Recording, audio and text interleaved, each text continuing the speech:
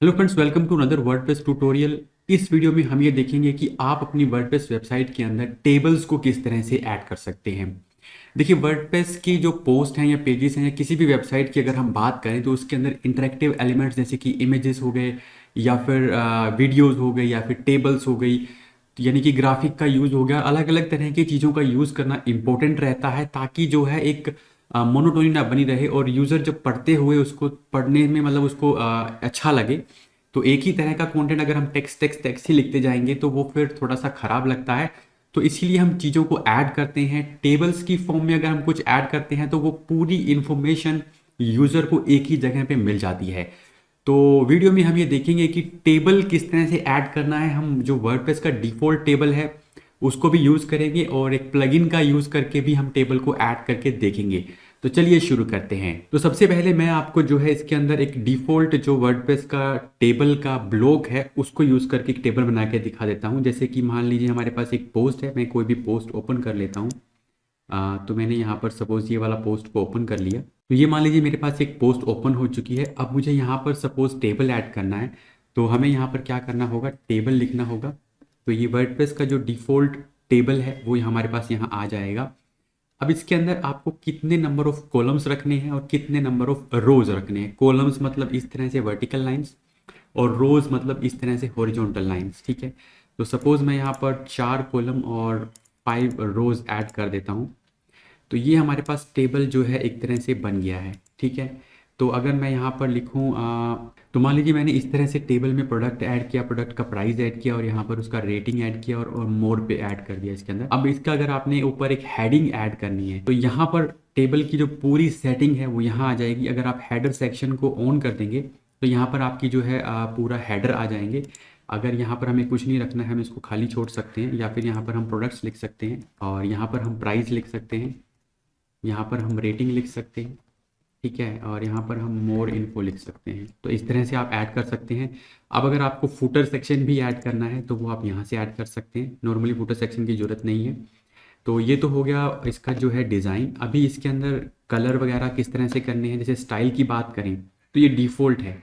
अगर आपको ऐसा स्ट्रिप्स के साथ चाहिए, जैसे एक पे स्ट्रिप, दूसरा ब्लैंक, फिर तीसरे में स्ट्रिप, ठीक है, चौथा ब्लैंक, तो इस तरह से आ जाएगा। टेक्स्ट का कलर अगर आपको चेंज करना है तो वो आप यहाँ से कर सकते हैं। आप अपनी थीम के अकॉर्डिंग टेक्स्ट का कलर यहाँ पर रख सकते हैं। ये थीम के डिफ़ॉल्ट कलर्स हैं। ठीक है, और अगर आपको बैकग्राउंड का कलर चेंज करना है तो वो आप यहाँ से भी कर सकते हैं। तो जो आपका कलर टेक्स्ट के साथ मैच करे उस तरह से आप कलर रख सकते हैं। तो यहाँ पर हम टेक्स्ट का कलर जो है वाइट कर देते हैं और इसको डिफ़ॉल्ट कर देते हैं। तो इस तरह से भी टेबल आप बना सकते हैं। ठीक है, तो ये हो गया ग्रेडियंट। अगर आप देखिए ये काफ़ी जो है डार्क लग रहा है तो कलर में ग्रेडियंट का ऑप्शन भी रहता है, तो उसको भी आप सेलेक्ट कर सकते हैं। ये इस तरह से कुछ थोड़ा सा लाइटर हम अगर चूज़ करना चाहें तो वो भी कर सकते हैं। डिफरेंट कलर है, तो ये सारे इसके अंदर कलर हैं। तो इस तरह से आप इसको कर सकते हैं। अगर आपको इसका टाइप चेंज करना है, रेडियल करना है तो ऐसे कर सकते हैं, लीनियर करना है ऐसे कर सकते हैं, एंगल यहाँ पर आप चेंज कर सकते हैं। तो ये सारे इसके अंदर ग्रेडियंट की ऑप्शन भी अवेलेबल है। तो ये ग्रेडियंट को सेट करने में थोड़ा सा टाइम आपको लग सकता है, जहाँ पर आपको बेस्ट लगेगा आप उसको सेट कर लीजिएगा। ठीक है, इसके बाद इसके अंदर और क्या क्या ऑप्शन है, देखिए टाइपोग्राफी है, जैसे कि टेक्स्ट का जो साइज़ है वो आपको चेंज करना है। अभी स्मॉल कर दिया हमने, अभी मीडियम, लार्ज या फिर एक्स्ट्रा लार्ज। तो ये भी हम सारे साइजेस जो है हम चेंज यहाँ से कर सकते हैं। आप यहाँ से कस्टम अगर साइज़ रखना चाहते हैं तो वो आप यहाँ से बढ़ा घटा भी सकते हैं। ठीक है, तो इसको हम ऑफ कर देते हैं। तो ये जो है डिफ़ॉल्ट वर्डप्रेस की जो ब्लॉक मतलब टेबल है उसकी सेटिंग्स हैं। अब मान लीजिए मुझे इसके अंदर एक मैंने ये ऐड कर दिया, इसके अंदर मुझे एक और रो ऐड करनी हो तो वो कैसे ऐड करेंगे। आपको यहाँ पे क्लिक करना है और फिर आप यहाँ इस ऑप्शन पे चले जाएंगे और यहाँ इंसर्ट रो आफ्टर, अगर इसके बाद ऐड करनी है तो रो आफ्टर, ऊपर ऐड करनी है तो बिफोर।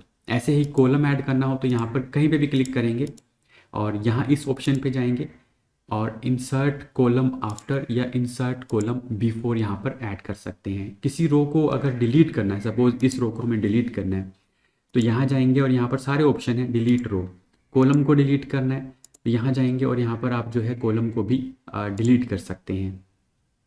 अब इसके अंदर जैसे मान लीजिए ये और ऑप्शन क्या है, अलाइनमेंट है। जैसे ये अगर आपने इसको अलाइन सेंटर कर दिया तो सेंटर में होगा। राइट में कर देते हैं, तो राइट जो भी आपने सेलेक्ट किया होगा, जैसे इसको करना है तो इसको हम लेफ़्ट में कर देते हैं। ठीक है, तो इस तरह से आप इनकी अलाइनमेंट भी जो है सेट कर सकते हैं। इसके बाद है हमारे पास कैप्शन, अगर आपको ऐड करना है टेबल का तो वो यहाँ से ऐड कर सकते हैं। टोटल जो पूरी ये टेबल है उसकी अलाइनमेंट अगर आप सेट करना चाहें तो वो आप यहाँ से कर सकते हैं। ठीक है, तो फिलहाल हम नन कर देते हैं तो पूरा स्पेस ये कवर कर लेगी। और इसके अंदर देखिए कि फिक्स विथ टेबल सेल ये भी है। अगर आपको जैसे मान लीजिए आप फिक्स विड्थ नहीं रखते हैं तो फिर ये कंटेंट के हिसाब से अपनी जो है विड्थ वो सेलेक्ट कर लेगा। और अगर आप इसको फिक्स विड्थ कर देते हैं तो इसकी विड्थ फिक्स रहेगी, हर कॉलम की जो विड्थ है वो फिक्स हो जाएगी। अब इसको हम सेव कर देते हैं, एक बार इसको हम प्रीव्यू कर लेते हैं। तो ये देखिए यहाँ पर ये हमारी टेबल आ चुकी है। और इसको अगर देखिए टेबल तो ठीक है बट इसको हमें मोबाइल वर्जन में भी देखना ज़रूरी है, क्योंकि अब ज़्यादातर लोग आजकल जो चीज़ों को मोबाइल के अंदर ही देखते हैं, तो मोबाइल वर्जन आपको यहाँ पर देखना ज़रूरी है। ठीक है, तो यहाँ पर आप इस पर क्लिक करेंगे तो आपके पास यहाँ पर ये जो है इसका मोबाइल वर्जन आ जाएगा। अभी देखिए मोबाइल वर्जन में ये रिस्पॉन्सिव तो है, अपने आप एडजस्ट कर रही है, बट उतना अच्छे से नहीं कर रही है जितना हमें चाहिए था। ठीक है, तो ऐसे कुछ केसेस के अंदर आप प्लगइन का भी यूज़ कर सकते हैं, या फिर इसके अंदर काफ़ी सारे ऑप्शंस रहते हैं। जैसे कि अभी ये हमने टेबल ऐड कर दी, अब इस टेबल को आप CSS की हेल्प से और मॉडिफाई भी कर सकते हैं। तो थोड़ा सा आपको इसके अंदर CSS आनी चाहिए, मैं CSS वाले ऑप्शन में नहीं जाऊंगा, बट अगर आप यहाँ पर देखेंगे एडिट एट HTML करते हैं तो ये टेबल ही है। ठीक है, टेबल है, उसका क्लास है और ये सब चीज़ें हैं, बैकग्राउंड वगैरह ये सब कुछ। इसको आपने अगर एडिट करना है तो आप क्या कर सकते हैं, आप हर थीम के अंदर आपको कस्टमाइज के अंदर एक एडिशनल CSS का ऑप्शन मिल जाता है। तो यहाँ देखिए एडिशनल CSS का टैब आपको मिल जाएगा और यहाँ पर जाकर आप CSS ऐड कर सकते हैं, तो आपका ये जो टेबल है ये मॉडिफाई हो जाएगा।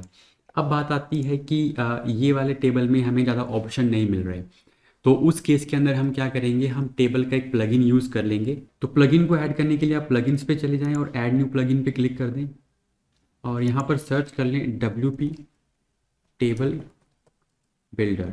तो ये देखिए ये वो प्लगइन है WP टेबल बिल्डर, इसको आप इंस्टॉल कर लीजिए और एक्टिवेट कर लीजिए। इसको मैं यहाँ पर स्किप कर दूंगा और क्रिएट योर फर्स्ट टेबल पे हम जो है क्लिक कर देंगे। तो यहाँ पर हमारे पास टेबल क्रिएट करने का जो इंटरफेस ओपन हो चुका है। अब यहाँ पर हम अपनी टेबल का जो है नाम रख लेते हैं। सपोज मैंने इसका नाम रख दिया टेबल 1। ठीक है, अगर आपको कोई टेम्पलेट चूज़ करना है तो आप यहाँ से टेम्पलेट उठा सकते हैं। ठीक है, तो ये यहाँ पर सारे टेम्पलेट्स हैं बट ये सारे जो हैं प्रो में आएंगे, तो हम यहाँ पर एक ब्लैंक टेम्पलेट चूज़ कर लेते हैं। ठीक है, तो ये हमारे पास एक जो है टेबल हो गया। अब इसके अंदर ये है हमारे पास नंबर ऑफ़ कॉलम्स, तो मैं यहाँ पर 3 कॉलम ऐड कर देता हूँ। ये है हमारे पास नंबर ऑफ़ रोज़, तो मैं यहाँ पर 4 रोज़ ऐड कर देता हूँ। ठीक है, एक बार हम इसको जनरेट पे क्लिक करते हैं तो ये हमारे पास जो है एक टेबल बन चुकी है। ठीक है, अभी जैसे यहाँ पर आपको सिंपली क्या है, आपको कंटेंट लिखते जाना है। जैसे यहाँ पर आपने लिख दिया प्रोडक्ट 1। ठीक है, और यहाँ पर मान लीजिए हम लिख देते हैं इसका प्राइस, और यहाँ पर जैसे हम इसका रेटिंग लिखना है तो देखिए रेटिंग ऐड करने के आपके पास इसमें काफ़ी सारे ऑप्शन हैं। जैसे कि ये एक ब्लॉक है, इसको अगर आप डिलीट कर देंगे तो यहाँ पर हमारे पास स्टार रेटिंग का एक पूरा ब्लॉक है, इसको यहाँ पर ड्रॉप कर लें और रेटिंग आप इस तरह से भी दिखा सकते हैं। ठीक है, इसके अलावा और क्या क्या ऑप्शंस हैं इसके अंदर, जैसे कि टेक्स्ट हो गया, इमेज अगर आपको कहीं ऐड करनी है, जैसे मान लीजिए सपोज यहाँ पर मुझे कोई इमेज ऐड करनी है, मैं ऐसे ही बता रहा हूँ आपको। ये वाला ब्लॉक हम ऐड कर देंगे और यहाँ पर कोई इमेज भी ऐड कर सकते हैं हम। ठीक है, कोई कस्टम HTML आपको रखना है तो वो आप यहाँ रख सकते हैं।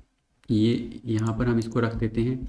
ये पहले वाला जो ब्लॉक है उसको डिलीट कर लें और कस्टम HTML रख सकते हैं। आप चाहें तो यहाँ पर लिस्ट रख सकते हैं। इसके अलावा जो है इसके अंदर आप 1 सेकेंड, ये सारी चीज़ें हैं, शॉर्ट कोड है, इमेज है, तो ये सब कुछ रख सकते हैं। ये बाकी चीज़ें जो हैं ये प्रो वाले वर्जन के अंदर आपको मिल जाएंगी, प्रोग्रेस बार, लिस्ट और ये सब। अब इसके बाद इसकी जो सेटिंग है वो यहाँ से कर सकते हैं। जैसे कि जनरल के अंदर सेल की पैडिंग आपको रखना है, यहाँ पर स्पेसिंग कितना रखना है, अलाइनमेंट कैसे करना है टेक्स्ट का। जैसे सपोज हम ये वाला ब्लॉक लेते हैं और टेक्स्ट का अलाइनमेंट इसके अंदर हम सेट करते हैं। ओके, टेबल अलाइनमेंट, सॉरी ये मेरा टेबल अलाइनमेंट था, टेक्स्ट अलाइनमेंट नहीं है। तो टेबल का अलाइनमेंट अगर आपको लेफ्ट करना है, राइट करना है, वो यहाँ से कर सकते हैं।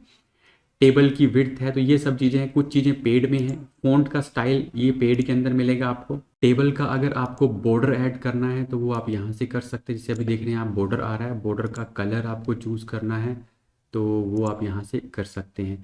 तो इसके अलावा इसके अंदर काफ़ी सारे ऑप्शंस हैं, जैसे कि बॉर्डर हो गया, स्टिकी बनाना है, ये पेड में आ जाता है, पेजिनेशन पेड में है, सर्च का ऑप्शन है ये भी पेड में है, ठीक है।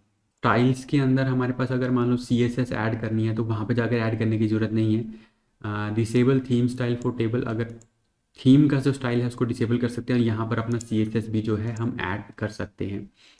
टेबल के टैग्स हैं, ठीक है, ये आप ऐड कर सकते हैं। इसके अलावा एक्सेसिबिलिटी, ये सब चीज़ें। रिस्पॉन्सिव का मतलब है कि आपका जो टेबल है वो मोबाइल में कैसा दिखेगा और डेस्कटॉप पे कैसा दिखेगा। तो अगर मान लीजिए इसको हम डेस्कटॉप सेलेक्ट कर लेते हैं तो ये हमारा डेस्कटॉप व्यू है। मोबाइल सेलेक्ट करते हैं तो ये जो है हमारा मोबाइल व्यू आ रहा है। इस तरह से आपका जो मोबाइल व्यू ये आ जाएगा, ठीक है। इनेबल रिस्पॉन्सिव टेबल, इसको आप इनेबल कर देंगे तो यहाँ देखिए ये थोड़ा बेटर हो गया। अगर इसको हम यहाँ से हटाते हैं तो यहाँ से देखिए यहाँ पर इनेबल रिस्पॉन्सिव टेबल, इसको आप रिस्पॉन्सिव बना सकते हैं, ठीक है। और यहाँ पर आप जैसे मोबाइल पे क्लिक करेंगे तो यहाँ पर आपको उसका प्रीव्यू दिखाई दे जाएगा कि मोबाइल पे किस तरह से दिखाई दे रही है। मोड ऑप्शन, ये काफ़ी सारे ऑप्शन हैं बट हमारा इसके अंदर रिस्पॉन्सिव से ही मतलब है, ठीक है। तो ये हम यहाँ पर कर सकते हैं। अब ये जब टेबल क्रिएट हो गई है, इसको आपने क्या करना है, सेव करना है और एम्बेड वाले ऑप्शन पे क्लिक करके इस कोड को कॉपी कर लेना है। अब सपोज़ मुझे यहाँ पर इस टेबल को रखना था तो मैं यहाँ पर इसको डिलीट कर देता हूँ, और यहाँ पर जो है हम ये HTML ब्लॉक हमें लेना था, HTML की बजाय सॉरी हम इसके अंदर ले लेंगे शॉर्ट कोड, ठीक है। तो ये हमने शॉर्ट कोड वाला ब्लॉक ले लिया, यहाँ पर उसको पेस्ट करेंगे, सेव करेंगे, इसको एक बार रिफ्रेश करके चेक कर लेंगे। तो ये देखिए ये हमारा जो टेबल यहाँ पर आ चुका है। तो इसके अंदर काफ़ी ज़्यादा थोड़े ऑप्शन मिल जाते हैं जो डिफ़ॉल्ट टेबल है उसकी बजाय। तो यहाँ पर सिर्फ ये एक ही प्लगइन नहीं है, इसके अलावा भी हमारे पास काफ़ी सारे प्लगइन्स हैं। आपको सिंपली एक बार आप प्लगइन पे जाएंगे और यहाँ पर जब आप टेबल लिखेंगे तो काफ़ी सारे टेबल से रिलेटेड प्लगइन्स जो हैं हमारे पास आ जाएंगे। जैसे कि यहाँ पर टेबल प्रेस है, ये भी काफ़ी पॉपुलर प्लगइन है, ठीक है। 7 लाख प्लस इंस्टॉलेशन है। WP डाटा टेबल्स है, ये टेबल बिल्डर हमने यूज़ किया था, ठीक है। तो इन प्लगइन्स का भी आप यूज़ कर सकते हैं, आपको जिसमें सही फंक्शनैलिटी दिखेगी आप उस टेबल का यूज़ कर सकते हैं। तो आई होप आपको वीडियो अच्छा लगा होगा और टेबल क्रिएट करने का प्रोसेस आपको पता चला होगा। अगर आपका कोई डाउट है तो आप कमेंट पे पूछ सकते हैं। मिलते हैं आपसे नेक्स्ट वीडियो के अंदर।